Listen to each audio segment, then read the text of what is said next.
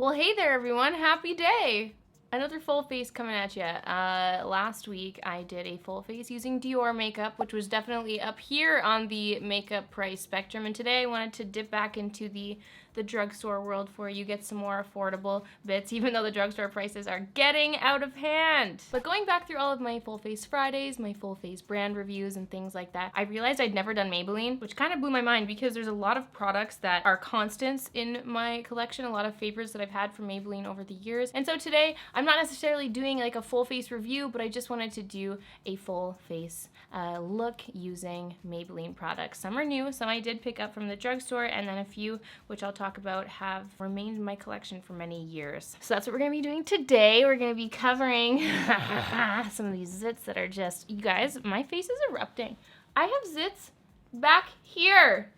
What the frig is that about? Is this what happens with long-haired people? Do you get zits on your neck? Am I going through puberty? Am I going back in time? There are so many questions I have, but anyway, we're gonna be covering these up today. Let's go ahead and do that. So I'm going to be priming using the Master Prime Hydrate and Smooth primer. I don't typically like a lot of primers from the drugstore, but I'm using this just for the sake of this video. The ingredients don't actually seem all that terrible. There's a lot of words that I can actually read on the back here. So I have hope.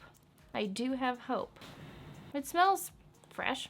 And honestly, my pores here on my face are always popping and thawing, so, you know, if they can smooth that out before foundation, then that's great. It doesn't have too much like of a silicone-y feel. It's actually quite creamy feeling, which is nice.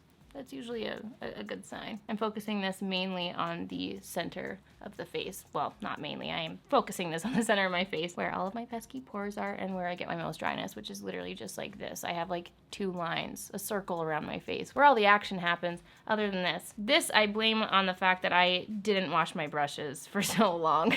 So for foundation, I'm gonna use the Dream Radiant Liquid Hydrating Foundation. I love it when anything has the word hydrating in it. And I have two shades of this, Classic Ivory and Nude. I think I'm gonna do one little pump of each. Ooh. It says this leaves 12 hours of continuous hydration, improves the look of skin, medium coverage with a radiant finish. Perfect. As I mentioned in the DIOR video, whenever a product, a foundation, is in like a glass bottle or a bottle format, I generally just like to apply it with a sponge. That's just how I feel. So I'm gonna press this onto my skin with my finger, like this, and then I'll blend it out with the sponge. The shade match is actually pretty okay, like the two of these mixed together. We're gonna get the close-up mirror here and watch this in action. The primer didn't really help with my pores. They're pretty visible. They're still pretty much there. It didn't smooth it out as much as I would have liked for a hydrate and smoothing primer. But there's also no product sitting on top of the skin, which is nice. There's a lot of primers that once you apply a foundation on top of it, any movement will kind of like make the product ball up. And I find that that happens a lot with drugstore primers whenever I use them, but that is not happening here. So that is a good sign as it is. I'm using a sponge to blend this out, which usually kind of like removes a little layer of a promised coverage. It gives whatever you're applying a more natural finish than if you were to apply it with another tool. So with the sponge, I'm getting a very like light coverage vibe, and it also feels more satiny matte to me, like the natural finish. I'm not getting a radiant finish. I don't feel like I look glowy. I actually feel like it's made me look more matte than before I applied the foundation. So not saying that's a bad thing. I think it looks nice. It just doesn't really match the description on the bottle, but we'll see how this looks by the end of our makeup doing. Let's move on to concealer.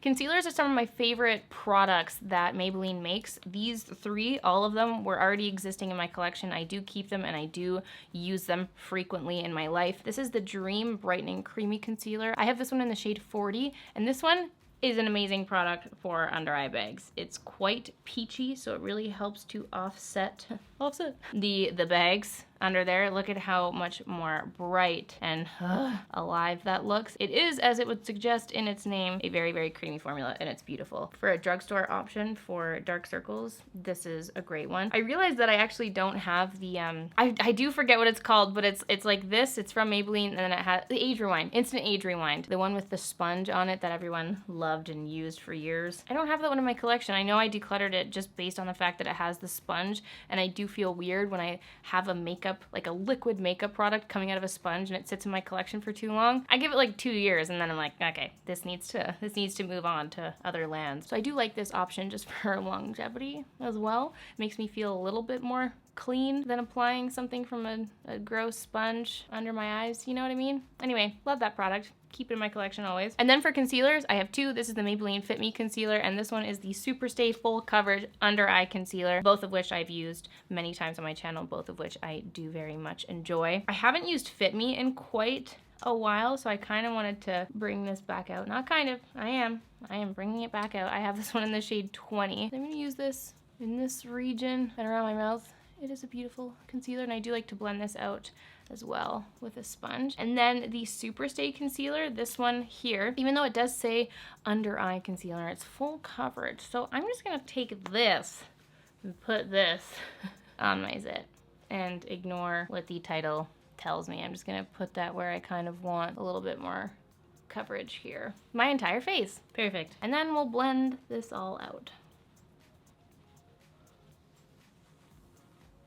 I am feeling very matte right now. I'm feeling very matte. No radiance whatsoever. So I'm not going to apply powder. I'm gonna go skip right ahead to bronzer and things. The Maybelline City Bronzer. I have this one in the shade 200. This is also a product that does exist in my collection and is one that I'm quite a fan of. It's a beautiful, beautiful bronzer from the drugstore. And I'm just gonna go ahead and use that to contour and bronze up my skin. I'm assuming this is a recent launch because Canada, especially when it comes to the drugstore, typically gets products a lot later than, you know, places like America. And it would appear as though some sweet Americans and on the Maybelline US website, there's a Face Studio contour stick.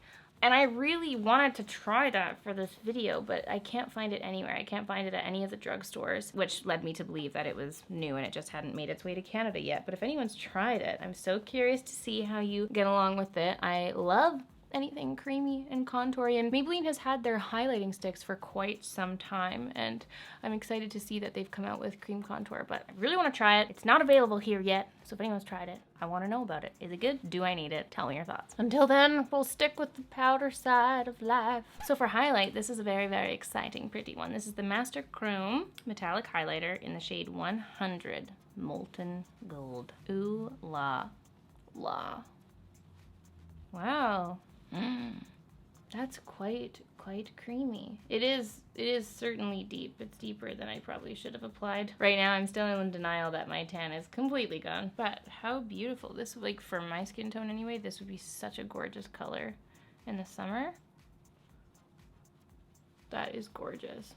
Gorgeous. For blush, this was a product that I hadn't seen or tried before, but this is the Cheek Heat Sheer Gel Cream Blushes. I picked up 2 shades of these, Berry Flame and Rose Brulee. I'm just gonna squirt them on the back. Did it just squirt on my face? Did it go on my shirt? Oh my god. I did. It squirted on my face. Kind of just wanted to view these colors before deciding. I think I'm edging towards this one, the Berry Flame. Ooh, okay. They're pretty gelatinous feeling. Oh, I do like that pink squirt. Maybe I'll just mix the two and make a cute little berry shade. It does appear to have some bits of shimmer in here, some shimmery niblets, a little glowy blush action. Let's try it. Okay.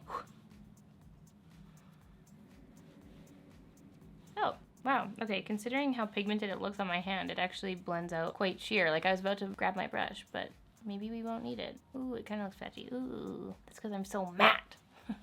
Okay, yeah, I'm gonna use my blush to just blend that out a little bit. Is it looking patchy in the camera? I'm feeling like I'm sensing patchiness here. Oh no! I've gone so patchy. Okay, ooh, I don't like it. Nope, I don't like it at all. Oh, and it stained my fingers. Yeah. Okay. I think we blended it out to an acceptable moment, but it's pretty... No. Nope. Alright, so moving on to brows. I just opened this thing. This is the Tattoo Studio Crayon, and I was trying to figure out, like, where the product was, where I pumped it up, and I didn't realize that this little fingerpappet thing here is the product. There's 4 tips, 4 grooves, and that draws on the hairs, this is gonna be interesting. This is gonna be interesting. I'm kind of excited to try this. I feel like I'm gonna have to be quite precise with this. Oh, It's like I'm drawing high fives onto my eyebrows. Oh, okay. Well, I guess you can use it normally too. You can use it straight. Because that just made some really weird lines in there. It kind of feels like I'm just combing my brows as I apply this. It's a very strange feeling. And there's no spoolie. Shoot. Oh, now it appears to be out of product. No, she's just all out of ammo on this side. Let's try brushing it away. Does any come off, or am I actually tattooed here? Oh yeah, she's pretty stuck on good. Okay. Okay, that's enough of that. Here's the thing. The concept is cool with this. I get it. First of all, that does not look blonde. This looks like a strong ash brown, and now I look like I've got some really intense brows. It's just not my style of brows. I like to do a very soft, feathery brow, so having like a literal liquid pen for my brows is just not my thing. It's not the look I'm going for. And now it's there forever. Now we're tattooed forever. I'm gonna go in with some blonde. I'm gonna try and kind of rectify this a little bit with my Hourglass blonde pencil. Oh my god, like how much lighter is that? Or we're just gonna have to live with some weird brows today. That's okay too. How do I look? Let's try and lighten these. I got the Tattoo Studio Brow Gel, and this is the Brow Fast Sculpt Gel Mascara. This one has a very cool, I don't know what you call this. It just looks like a hairy sponge. This frayed little thing here. It looks very interesting, and then this one's like a classic brow gel looking thing. I have both of these in the shade Soft Brown, but this one is lighter, and because of what's gone on with our brows today, I'm just gonna go ahead and... Oh. Ah! What is it? I need a spoolie. I need to set these in. That didn't even like brush the hairs in any particular manner. It kind of just like, well, rubbed product on. And now, oh god, oh my god, what is happening? Ah! Oh my god, so much product. It just like smeared and pushed. Oh. I just like quintupled my brow. Oh my. Okay, there is literally nothing to be done here other than sit in this incredibly bushed brow. She's bushy. Let's just forget that ever happened. I know it's hard to when these are staring in your eyes. But let's move on to eyes. Maybelline has had some switching of their eye products over the years. I used to love the Maybelline Color Tattoo in Bad to the Bronze. That was a staple for a very long time. That does not exist any longer, which is really quite sad. I haven't previously been a fan of their eyeshadow palettes. In terms of drugstore eyeshadows, they're definitely not the cheapest, and there's a lot of other eyeshadows that perform much better, like the Wet n Wild eyeshadows. They can't really be beat. But I did decide to pick up two of these palettes because both of them had the new stickers on at the drugstore.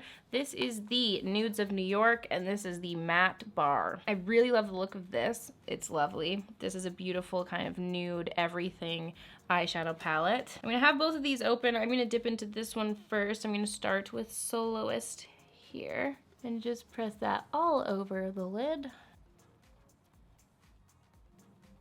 And then I'm gonna go into the shade Creator here.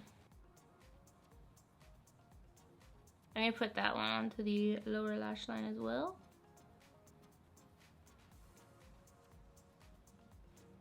I'm using the shade Self Starter to create a little liner. It's very pigmented. It's a really nice brown. I'm like happily surprised because previously the Maybelline palettes, like the deeper shades have been quite patchy, like not too pigmented. So it's nice to see that we're getting some pigment here. These two shades right here, these shimmer shades, look pretty much exactly the same, which I find hilarious. But I'm gonna mix Originator and Founder together.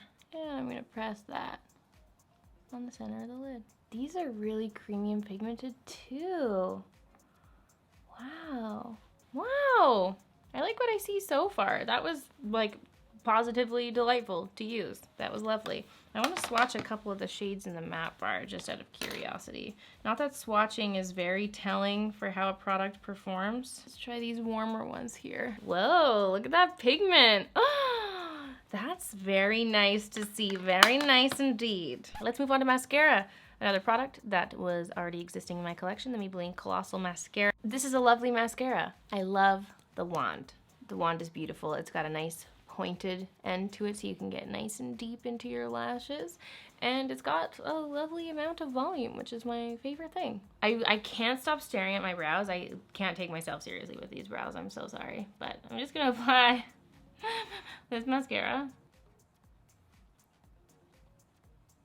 Moving on to the lips. I'm gonna use this Beige Babe lip liner. I love that it's a twist up. The color's a little bit more pale than I was expecting, TVH. Okay, and then I was really excited about this because if you're like a many year-long subscriber of mine, if you've been here since the beginning, this was a throwback. I saw this at the drugstore and I was like, oh, I need to just put it on just for memories. But Nude Lust, the shade 920 Nude Lust was such a favorite. This was back in my like MAC Honey Love days, and I would always be like, this is a dupe, this is my favorite drugstore from the nude. Drugstore from the nude. It brings back all the memories. It's a lot more gray than I remembered, certainly. But I was really into that kind of thing back then, for sure. I think it's a little bit gray for my liking these days, honestly, but that used to be such an old favorite. I did pick up another shade, though. This is 382 Red for Me, and it's a matte. And I thought that might be a little bit more fun to put on, so let's just say goodbye to Nude Lust for now. That was a fun little memory moment. And let us apply Red for Me. Wow, it's so funny. This one is a matte. Nude Lust says nothing, but this one feels more creamy than the Nude Lust did. Very interesting. I'm gonna go ahead and grab a lip brush because whenever I apply a bold color out of the bullet, I can't get my actual lip shape right. I need to rely heavily on a brush, so I just apply a bulk amount of product and then blend it out with the brush. It's quite pink. It's quite a pink, bright red. This one makes me feel like very pale, which I am, but you know. All right, folks, this is the finished look. This is a full face of Maybelline, some of my old favorites, and some new products that I haven't tried, some new products that I'm very impressed with and excited about Maybelline. This is a big update for you. I'm very pleased with what I have used so far, and I'm curious to know what your guys' favorite products are from Maybelline. What things have you used and loved from them? Put it down there in the comments down below, and if you guys want to see me do another full face doing a particular look or using a particular brand, give me all that feedback in the comments down below, you guys. If you like this video, give it a big thumbs up. Subscribe to my channel if you want to see more videos from me. And as always, you guys, thank you so much for watching this video, and I'll see you all in my next one.